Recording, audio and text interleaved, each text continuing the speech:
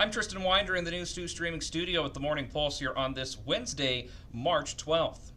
Since 2003, Quilts of Valor has recognized thousands of American veterans for their commitment to the nation by presenting them with quilts and handmade quilts as well.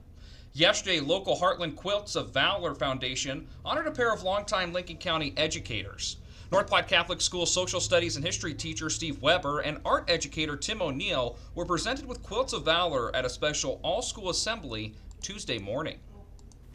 These two veterans here today did what they were asked to do, and they vowed to lay down their lives for you and for me, no questions asked. Being touched by war will be different for each one, no matter when or where they served. O'Neill had a decades-long military career that began with an enlistment in the Navy in 1979. Weber served in the Marine Corps from 1988 to 1992. You can find the full story on the two gentlemen on our website, knopnews2.com. Today, the state capitol, definitely the center of conversation once again as the legislative session continues. The legislature's Transportation and Telecommunications Committee hearing testimony this week on a bill that's the most recent Railroad Safety Act. It comes on the heels of three major train derailments in greater and western Nebraska within the last 2 years, including that major hazardous material explosion that happened at Bailey Yard in September 2023. If passed, LB 37 could place length limitations on trains and limit how they can block railroad crossings, also making it mandatory to install wayside detectors to help prevent derailments as well. In other legislative news, two proposals addressing the biannual time change. One bill introduced by State Senator Megan Hunt aims to keep the clocks where they are at now, though if passed, it would not take effect until the federal government allows for it. And three bordering states would have to pass similar laws as well. Another bill introduced by Senator Dave Merman of Greater Nebraska would also set Nebraska to standard time all year. Lawmakers voted to advance both bills past the second round of debate this week, and a legislative clerk says it's possible that both proposals could be passed, though it's more likely senators will decide between the two within the final round. In federal news today, lawmakers with the Biofuel Caucus on Capitol Hill are pushing for their colleagues to pass the Consumer Fuel Retailer Choice Act. The bill would make E-15 ethanol available year-round. Nebraska Senator Deb Fischer has been a co-sponsor 11 years in a row, but the legislation has failed to pass. The Biofuel Caucus insists making the fuel blend available year-round would help the economy and help farmers gain access to new markets. Senator Fischer says it's a win-win. Our legislation would ensure that we have one standard nationwide. It's a win for consumers. It is a win for the oil industry who supports this legislation.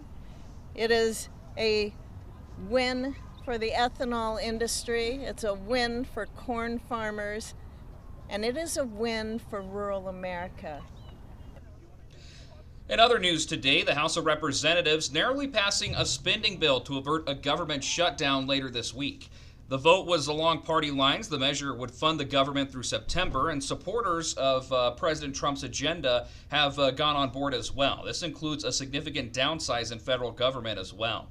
The bill heads to the Senate, where it faces an uncertain future, as Senate Democrats face a tough choice: support the Republican-led or oppose it and force a government shutdown. 60 votes are needed to pass the legislation. The government technically runs out of money late on this coming Friday.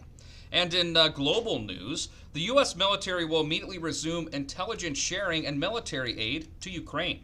Yesterday, the Ukrainian delegation met with U.S. Secretary of State Marco Rubio and National Secretary advisors as well. And it's the first time that they've met since the U.S. paused all shipment of military aid to Ukraine following the fiery exchange between President Trump and President Zelensky less than 2 weeks ago. Ukrainian officials also agreed to a 30-day ceasefire proposal to negotiate the end of the war with Russia. Rubio says the ceasefire agreement will be presented to Russia in the near future.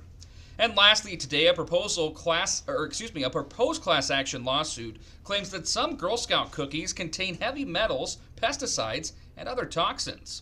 A New York woman filed the lawsuit on Monday. It cites a study by Moms Across America and GMO Science that claim 100% of the cookies tested contain toxins. It's important to note that the study claims are based on a small sample size.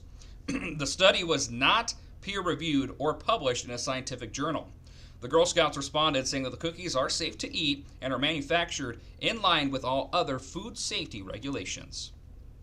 Ending the morning pulse here on this Wednesday, March 12th, with a check of the 7-day forecast. Beautiful temperatures in store for us once again today. Gets even better tomorrow. A little bit of some strong wind coming into the region when Friday rolls around, so want to make sure you've got those outdoor decorations, trampolines, whatever you might have out and about secured. Cooler temperatures a little bit on the weekend, but still not too bad for this time of the year here in the great state of Nebraska.